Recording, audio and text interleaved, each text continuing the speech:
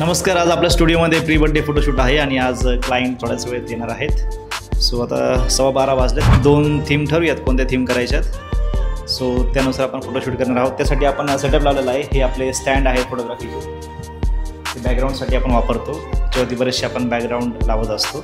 Boss baby असो किंवा संख्या अशा थीम आहेत. त्यानंतर आपल्याकडे आता हा जो आहे 165 सेंटीमीटरचा सॉफ्टबॉक्स सोबत आहे. 8200 लाईट आणि ही अम्ब्रेला आणि हा स्टँड आहे छोटासा.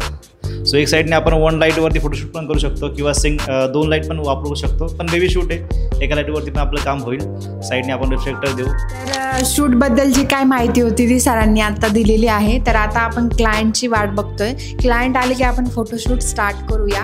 फोटोग्राफी हा अभिजित करणार आहे आणि मी असिस्टंट असणार आहे.